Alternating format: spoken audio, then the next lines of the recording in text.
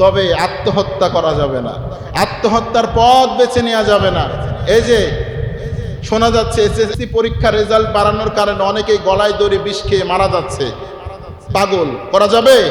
দুনিয়ার রেজাল্টের জন্য তুমি পাগল হয়ে মারা যাচ্ছ, আখিরাতের রেজাল্টকে সুন্দর করে যেতে হবে, ঠিক কিনা? আমরা যে কিতাবটা থেকে কথা শুনবো, কিতাবটার নাম কি? কিতাবটা কার কিতাব? আল্লাহর কিতাব। এই কিতাবের মধ্যে আল্লাহ সুবহানাহু ওয়া তাআলা এমন কোন মা ফাররাতনা ফিল কিতাবি মিন শাই, এমন কোন বিষয় নাই যে বিষয়টাই কিতাবের মধ্যে উল্লেখ করে নাই। সুবহানাল্লাহ পড়েন। প্রত্যেকটা বিষয় আল্লাহ তাআলা এই কিতাবের মধ্যে উল্লেখ করেছেন। আমাদের জীবনের যতগুলো কাজ কিভাবে সম্পাদন করতে হবে, রাজনৈতিক অঙ্গনগুলো কিভাবে হ্যান্ডেল করতে হবে, অর্থনৈতিক সমাজক্ষেত্রগুলোকে কিভাবে স্ট্রং রাখতে হবে, প্রতিটা বিষয় এই কিতাবের মধ্যে সুস্পষ্ট ব্যাখ্যা করেছেন কে? সে আল্লাহ সুবহানাহু ওয়া তাআলা। আমাদের সন্তানগুলোর পেট থেকে যেটা বের হয় ওটা ছাগল বের হয়, গরুর পেট থেকে যেটা বের হয় ওটা গরু বের হয়, তবে মানুষের পেট থেকে যেটা বের হয় ওটা আসলে মানুষ রূপে বের হলে ওটাকে মানুষ করে নিতে হয়, ঠিক কিনা? ওটাকে মানুষ করে নিতে হয়।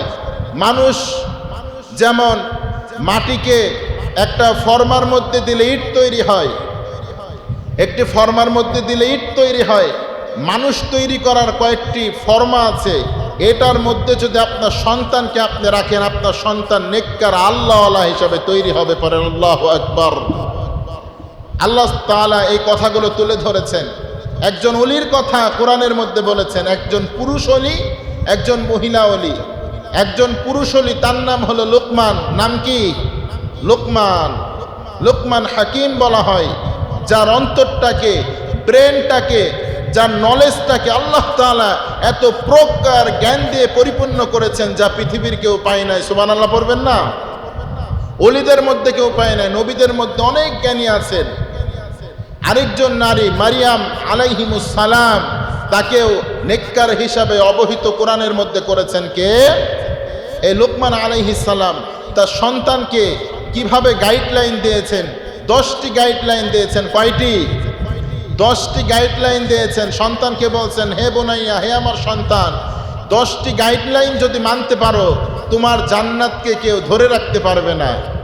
তুমি রবের কাছে পছন্দনীয় বান্দা হয়ে যাবা, তুমি রবের কাছে আল্লাহ ওয়ালাদের মধ্যে 1 নম্বরে হয়ে যাবা। পড়েন সুবহানাল্লাহ।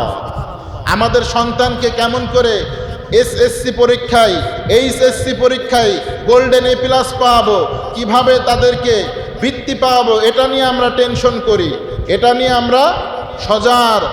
আমার সন্তান যে কিভাবে আল্লাহওয়ালা হবে, আমার সন্তান যে কিভাবে নেককার হবে, এটা নিয়ে আমরা সজাগ না, ঠিক কিনা মুসলমান? আমরা সজাগ না। তবে আমাদের সজাগ থাকতে হবে আমার সন্তান কিভাবে আল্লাহওয়ালা হয়, কিভাবে নেককার হয়, কিভাবে আল্লাহওয়ালাদের কাতারে আমার সন্তান যায়। পড়েন ঠিক কিনা? এটা আমাদের লক্ষ্য রাখতে হবে। লোকমান হাকিম কালো কুচকুচে মানুষ ছিলেন, অন্তরটা শুভ্র সাদা ছিল। ফর্সা মানুষ, সাদা ধুব্র, চামড়াটা, স্ক্যানটা খুব সুন্দর হলেই যে তার অন্তর সুন্দর হবে এটা বড় বিষয় নয়। পৃথিবীতে 2 জন ব্যক্তি কালো কুচকুচে ছিল, তার অন্তরটা সাদা ধবধবে করে দিয়েছিল কে? 1 নাম্বার লোকমান। নাম কি? লোকমান আলাইহিস সালাম। 2য় নাম্বার হযরত বেলাল আলাইহিস সালাম। তাদের অন্তরটা সাদা ধুব্র ছিল না? বিশ্বনবীর কাছে পছন্দের একজন সাহাবী, নাম হলো বেলাল। নাম কি?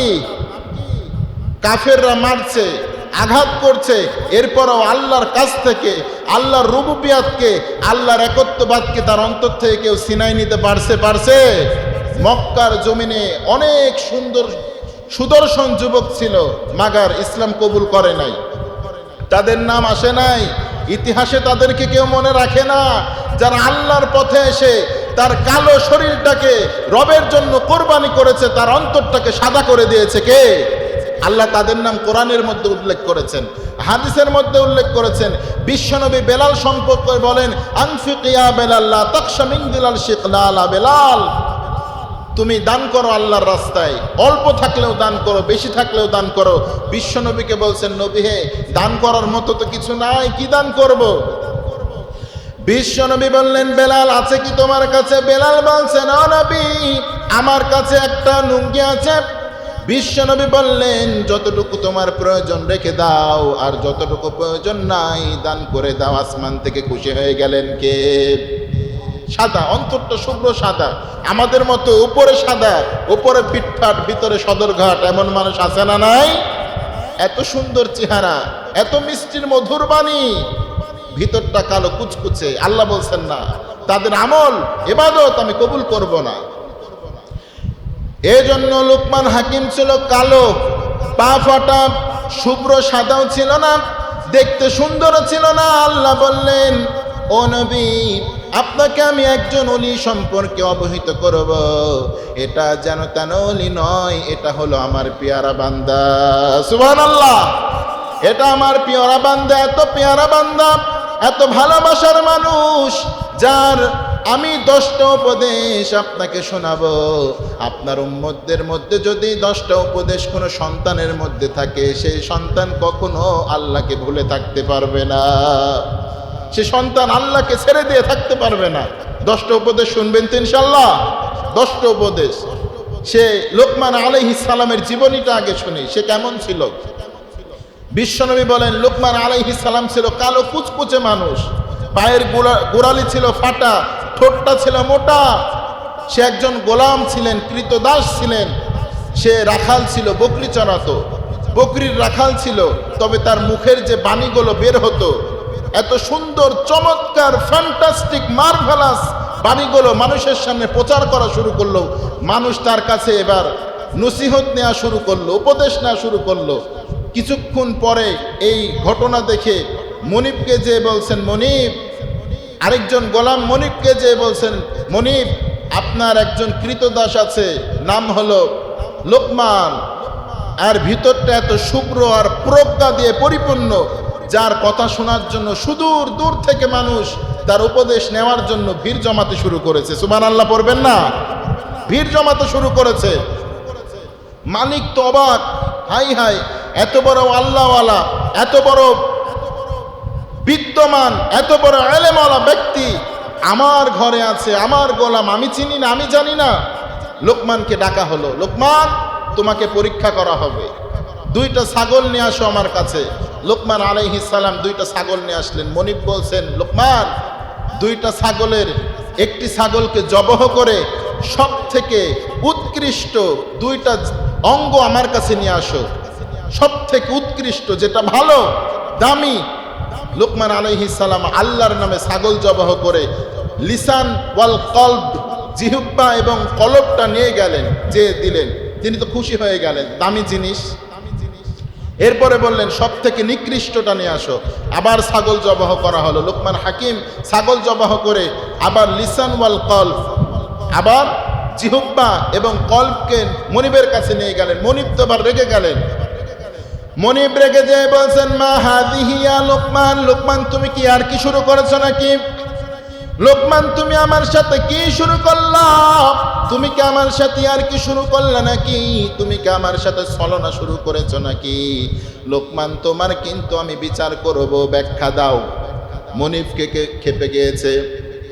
সব থেকে উৎকৃষ্ট একটা জিনিস নিয়ে আসতে বললাম, এটাও পারলি না। সব থেকে নিকৃষ্ট বললাম, এটাও পারলি না। লোকমান, তুই আর কি শুরু করেছিস নাকি? আমি কি তোর ইয়ারকির মানুষ হই নাকি? লোকমান হাকিম এবার মনিবকে ডেকে বলছেন, মনিব, আপনাকে আমি ব্যাখ্যা দিতে পারবো এটার। এই লিসান এবং কলব এমন একটা জিনিস, এই জিনিস যদি ভালো হয়ে যায় মানুষ আল্লাহওয়ালা হয়ে যায়, আর যদি কলব যদি ভালো না হয় শয়তানের নিয়ন্ত্রণে চলে যায়, মানুষ শয়তানকেও হার মানিয়ে দেয়। ঠিক কিনা? মনিব, বিশ্বনবী বলেছেন, মানুষের শরীরের মধ্যে এমন একটা গোস্তের টুকরা আছে, এটা যদি ভালো হয়ে যায় মানুষের গোটা বডিটাই ভালো হয়ে যায়, আর এটা যদি খারাপ হয়ে যায় মানুষের গোটা বডিটাই খারাপ হয়ে যায়। গোস্তাটার নাম হলো ওয়াহিয়া কলব।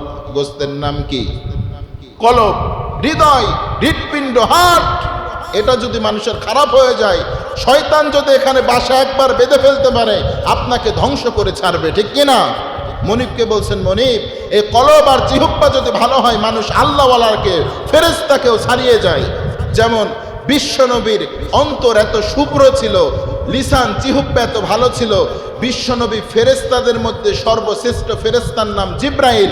এই জিব্রাইলকেও ছাড়িয়ে আল্লাহর কাছে গিয়েছেন, ঠিক কি না? জিব্রাইলকেও ছাড়িয়ে গিয়েছেন। জিব্রাইল সিদরাতুল মুনতাহায় যে আল্লাহ বলছেন জিব্রাইল স্টপ, দ্বারা আর আসতে পারবে না, আমার নবী আসবে। সুবহানাল্লাযী আসরা বিআবদিহি লাইলাম মিনাল মাসজিদিল হারামি ইলাল মাসজিদিল আকসা। বিশ্বনবীকে যখন মেরাজ করালেন, বিশ্বনবী উত্তর জগতে গেলেন। যাওয়ার পরে সিদরাতুল মুনতাহা, ইনদা সিদরাতুল মুনতাহা ইনদাহু জান্নাতুল মাওয়া, জান্নাতুল মাওয়া যখন ক্রস করলেন, শেষ বর্ডার বড়ই গাছের কাছে গেলেন। আল্লাহ বললেন আর আসতে পারবি না জিব্রাইল, ওখানেই দাঁড়া, আমার নবীর সাথে আমি পার্সোনাল মিটিং করব। সুবহানাল্লাহ, আমার নবীর সাথে পার্সোনাল মিটিং করবা, আর আসতে পারবি না। তার মানে মানুষ যদি ভালো হয় ফেরেশতাকেও ছাড়িয়ে যায়, মানুষ যদি খারাপ হয় এত নিম্ন হয়ে যায় পশুত্বকেও হার মানায়, ঠিক কিনা? এই জন্য লোকমান হাকিমের এত গুণ আল্লাহ বর্ণনা করলেন। আল্লাহ লোকমান সম্পর্কে কোরআনের আয়াত নাজিল করেছেন, পড়েন সুবহানাল্লাহ।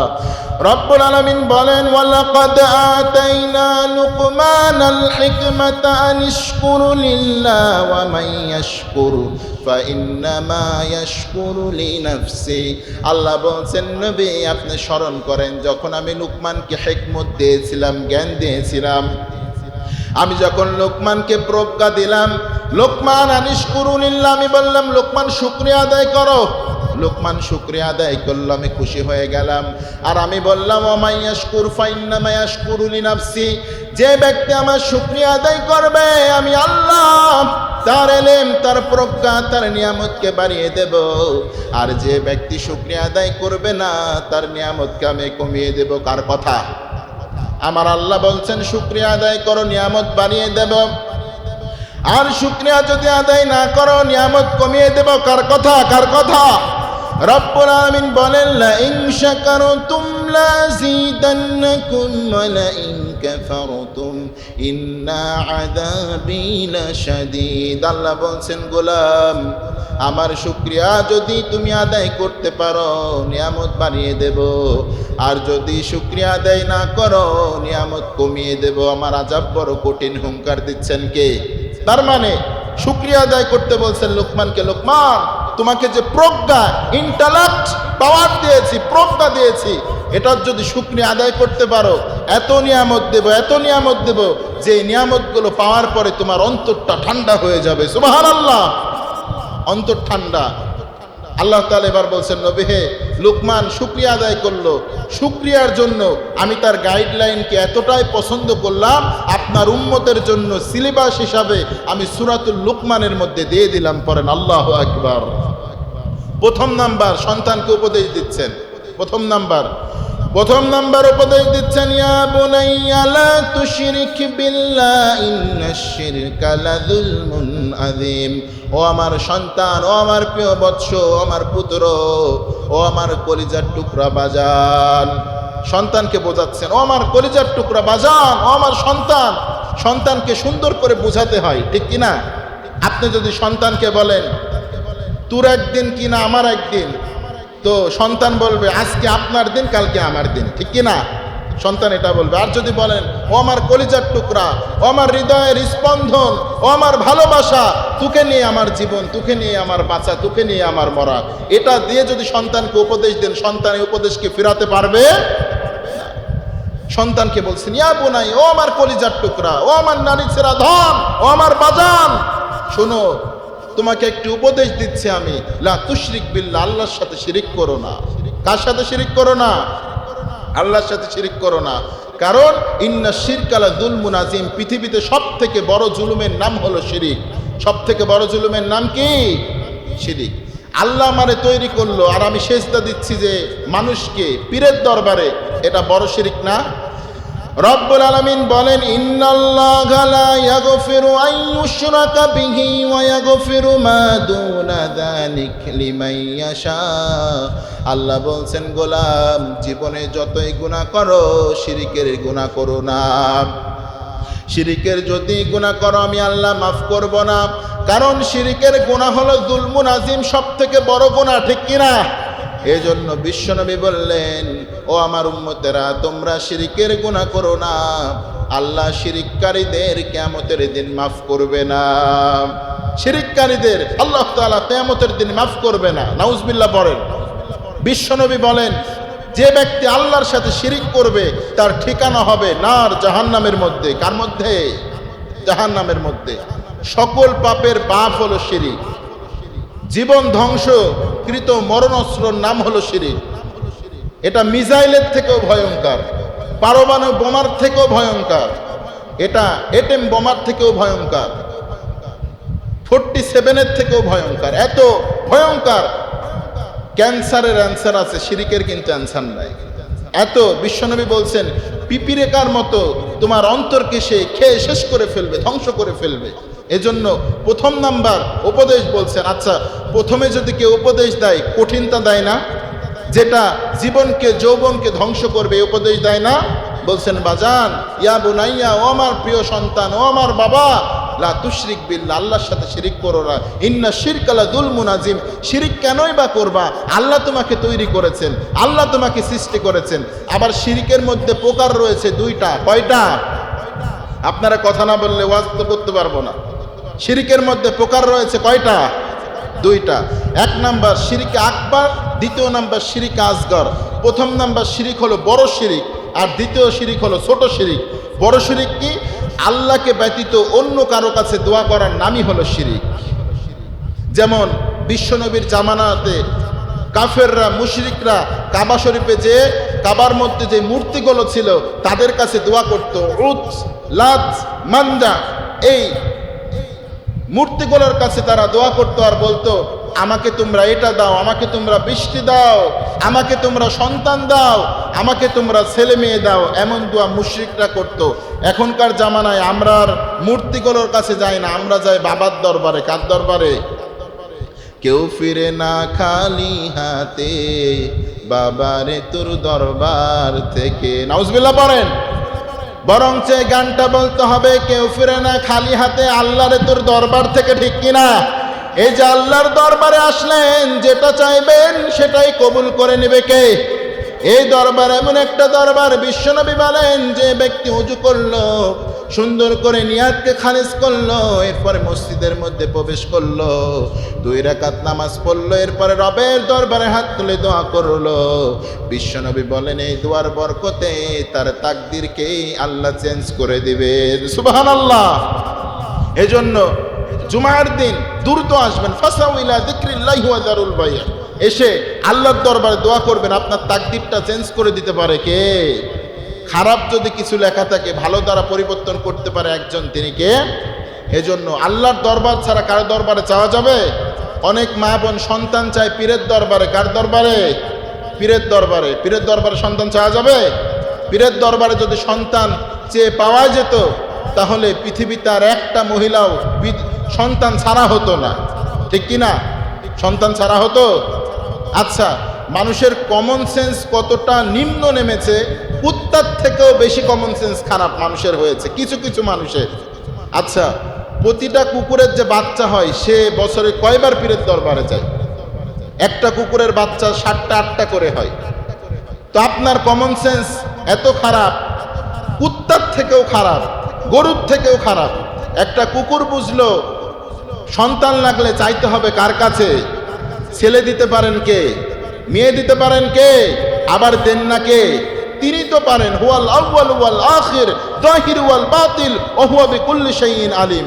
তিনি তো গোপন, তিনি তো প্রকাশ্য, তিনি তো অতীত, তিনি তো বর্তমান, তিনি তো ভবিষ্যৎ, ঠিক কিনা? তিনি সব। তার থেকে চাও। আমরা চাই পীরের দরবারে, বাবার দরবারে। ভণ্ডামুর জায়গা পাই না। আল্লাহ বলছেন, এই শিরিকগুলো যদি করো, ইন্না শিরকা লা যুলমুন আযীম, এই জুলমে আজিম যদি তোমরা করো, তোমাদেরকে আমি go to the hell fire, জাহান্নামে নিক্ষেপ করব। ঘোষণাটা কার? তাহলে সন্তানকে প্রথম নাম্বার বলছেন, বাবা কলিজার টুকরা, ও আমার সন্তান, ও আমার নারী ছেঁড়া ধন, আল্লাহর সাথে শিরিক করো না, এটা হলো বড় জুলুম। সন্তানকে বোঝাবেন এইভাবে। সন্তানকে গড়ে নিতে হয়। সন্তানকে কি করতে হয়? গড়ে নিতে হয়। কাঁচা না নোয়ালে বাস, পাকলে করে ঠাস ঠাস, আমাদের বাবাজি বাজানরা বলে, ঠিক কিনা?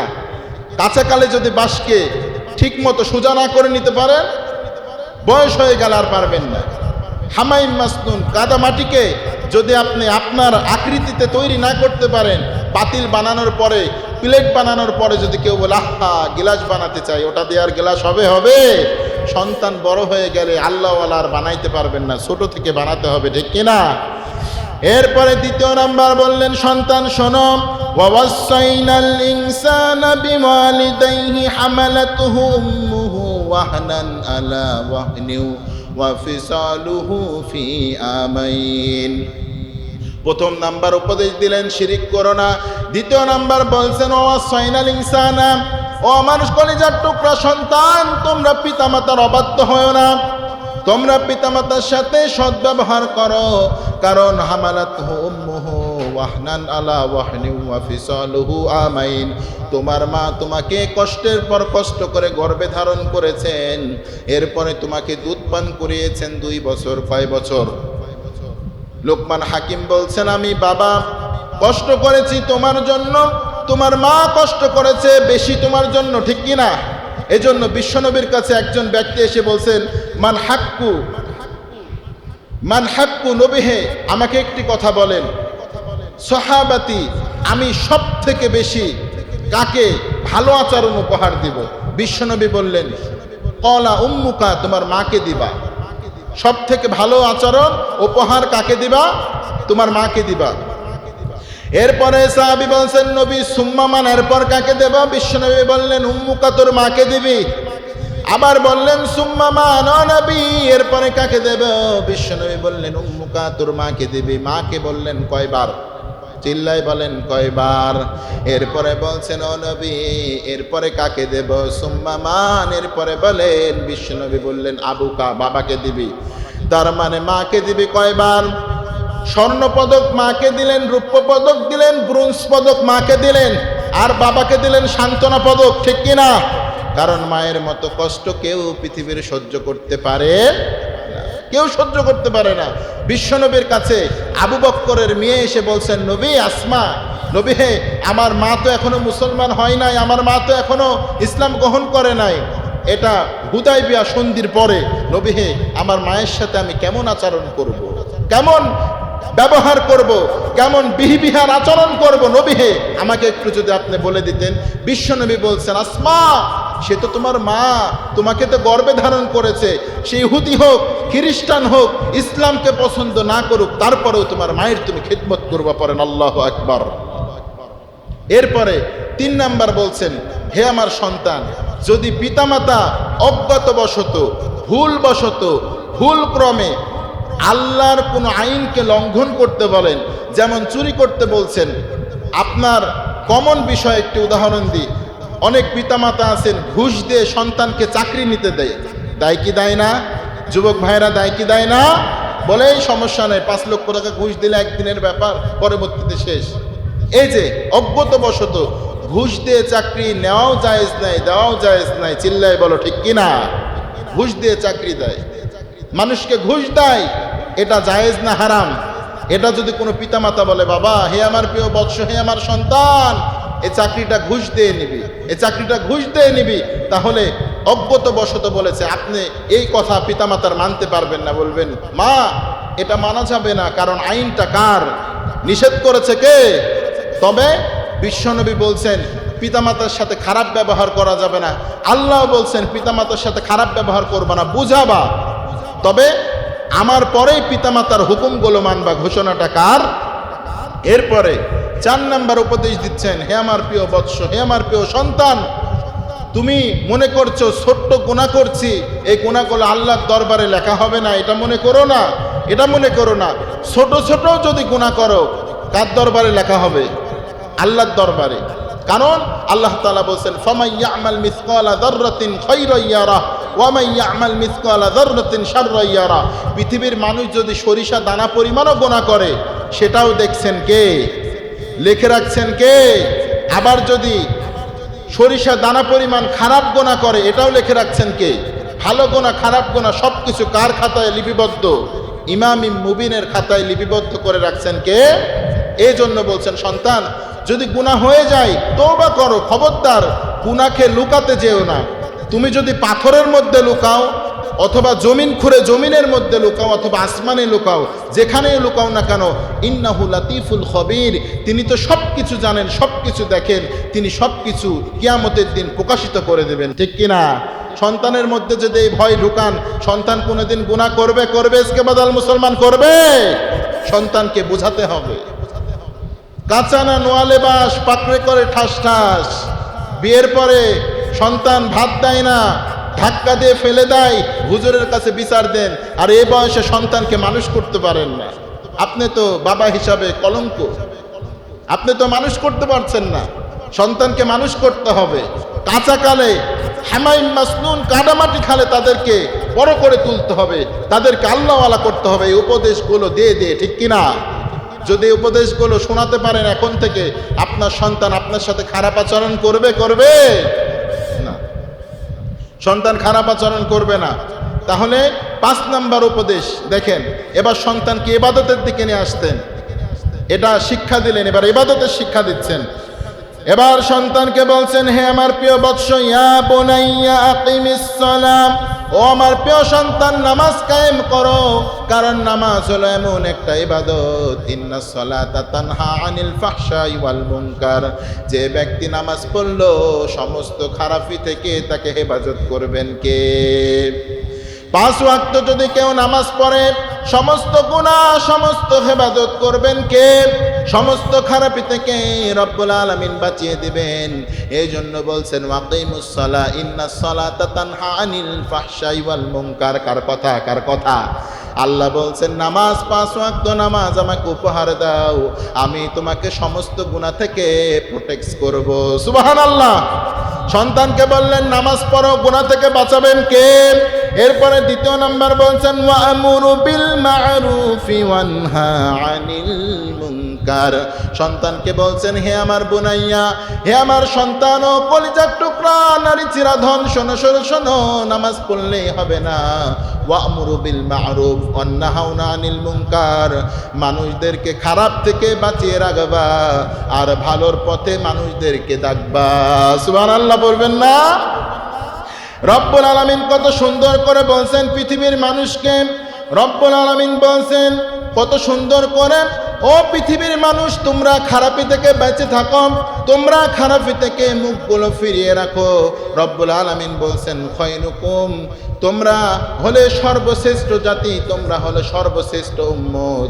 তোমরা যদি মানুষদেরকে সত্যের পথে দাওয়াত দাও, তোমরা যদি মানুষদেরকে গুনাহ থেকে ফিরিয়ে রাখো। সুবহানাল্লাহ বলেন।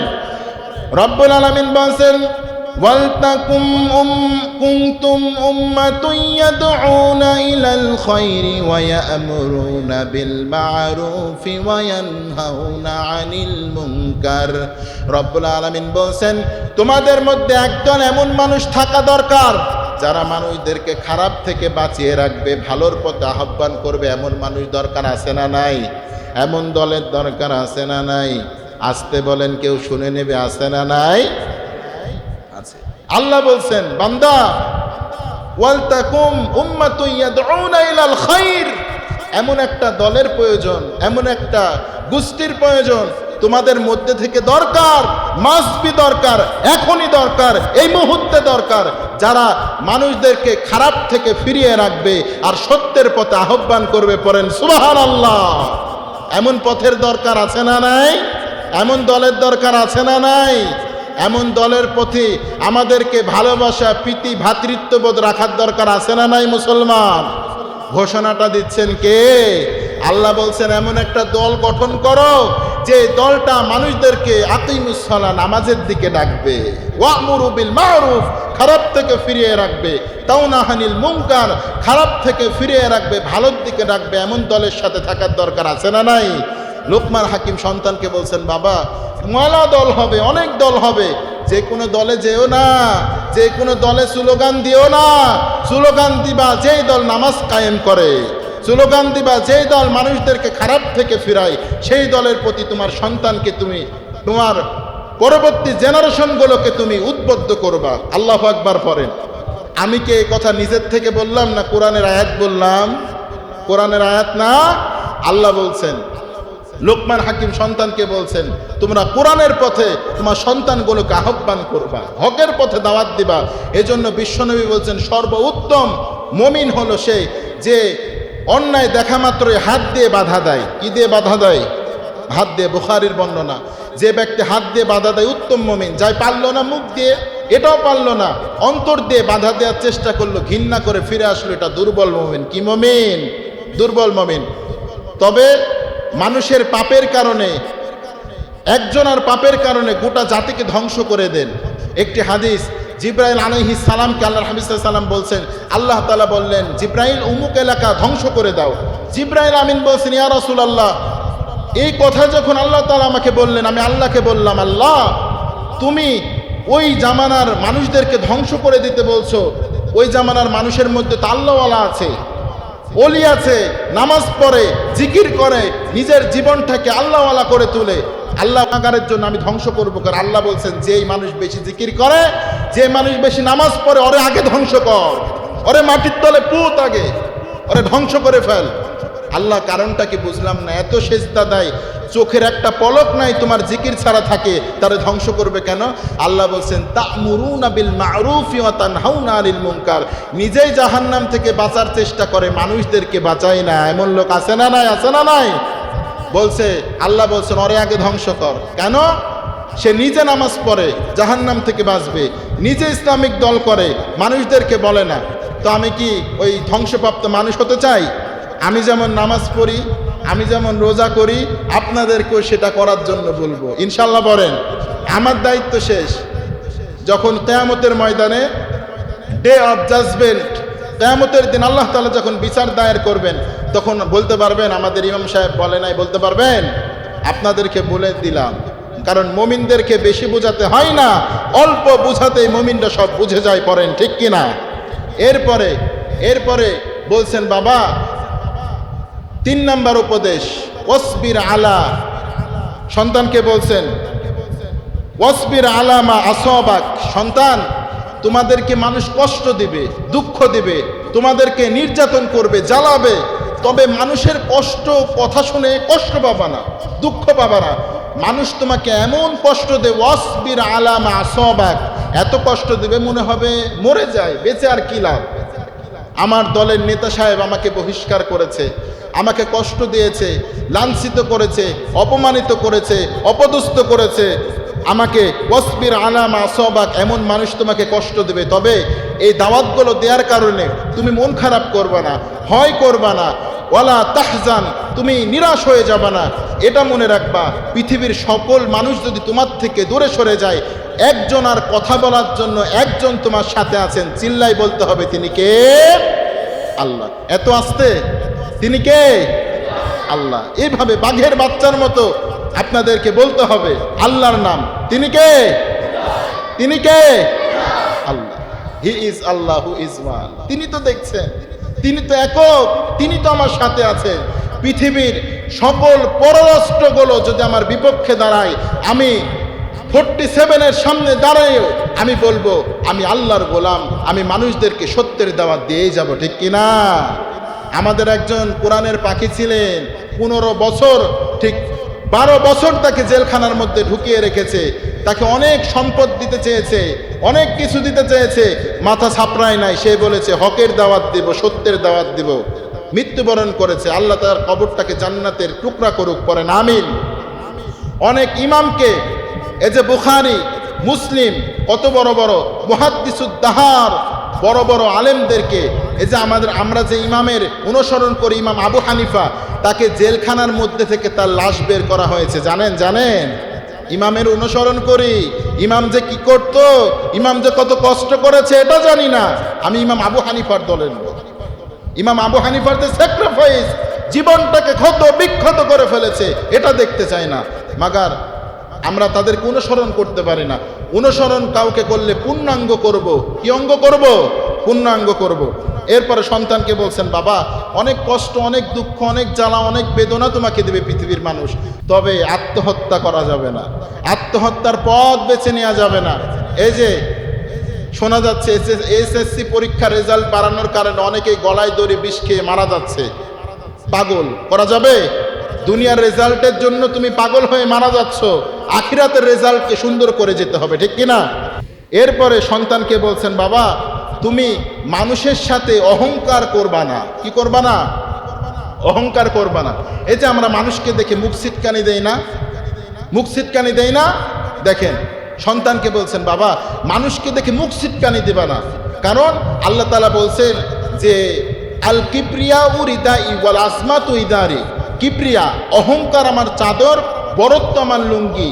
যে ব্যক্তি দুটার একটি ধরে টানাটানি করবে, আদ খালতাহুন্নার, আমি তাকে জাহান্নামে প্রবেশ করাবো। পরে নাউজুবিল্লাহ আল্লাহ বলছেন। আবার বিশ্বনবী বলছেন, লা ইয়াদখুলুল জান্নাতা আহাদুন ফি কলবি মিসকালু হাববাতিন মিন খারদাতিন কিবরি, যে ব্যক্তির মধ্যে একটু সরিষার দানা পরিমাণ কিবরিয়া থাকবে, অহংকার থাকবে, লা ইয়াদখুলুল জান্নাতা, সে কখনো জান্নাতে যেতে পারবে না। বিশ্বনবীর কথা, ঠিক কিনা? এরপরে সন্তানকে বলছেন, মানুষকে দেখে মুখ ফিরাবা না, মানুষকে দেখে মুখ কালো করবা না, মানুষকে দেখে ক্রূর আচরণ করবা না। যদি এটা করো জান্নাতে প্রবেশ করতে পারবা না। ঘোষণাটা কার? দ্বিতীয় নাম্বার বলছেন, কত সুন্দর করে এটা বলছেন শক্তিশালী মানুষদেরকে, তামশি ফিল আরদি মারহাম, যখন তোমরা দুনিয়াতে চলাফেরা করবা মধ্যম পন্থা অবলম্বন করবা। খুব বেশি অহংকারের সাথে, যেমন কয়েকটা যুবক একত্রিত হলে জমিনে পাই ঠেকে না। চায়ের দোকানে গেলে যদি একজন যায়, মামা চা দেন, বলে কি বলে না? মামা চা দেন। আর যখন 4-5 জন একসাথে যায়, 3টা বাইক নিয়ে যায়, এই চা আলা, চা নিয়ে আসো। চায়ে যদি চিনি কম নাও হয়, এই তোমার চায়ে চিনি কম কেন, তোমার চা ঠান্ডা কেন, বলে কি বলে না?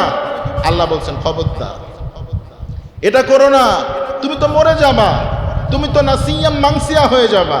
তবে তোমার এই স্মৃতিগুলো পড়ে থাকবে কিয়ামতের দিন, এটারও বিচার নেবেন কে?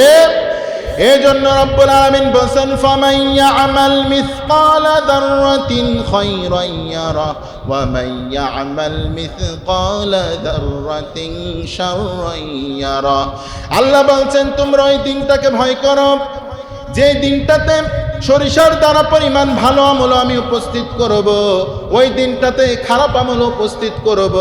তবে খারাপ আমল যার বিপক্ষে দাঁড়িয়ে যাবে সেই হবে অহুয়া মিনাল খাসিরিন, সেই ব্যক্তি হবে হাই হাই কোম্পানির ম্যানেজার। কি হবে সে? হাই হাই কোম্পানির ম্যানেজার। হাই হাই দুনিয়ায় কি করেছি, হাই হাই চালাকে গালি দিয়ে কি করেছি, হাই হাই মানুষকে অপমান করে কি করেছি, আমি বাঁচার চেষ্টা করবে।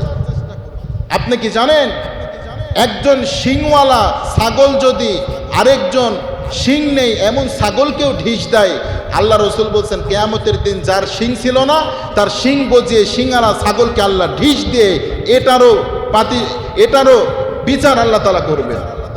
যে ব্যক্তি দুনিয়াতে কাউকে আঘাত করেছে, প্রহার করেছে, থাপ্পড় দিয়েছে, আল্লাহ তাআলা বলছেন তার পা ততক্ষণ পর্যন্ত কিয়ামতের দিন তাকে হাঁটতে দিবে না, চলতে দিবে না, ঘাড়কে নড়াতে দিবে না, যতক্ষণ পর্যন্ত তার কাছ থেকে সে মাপ না নেবে। কিয়ামতের দিন বিশ্বনবীকে বলা হলো, নবী হে, কিয়ামতের দিন তো মানুষ মাপ দিবে না।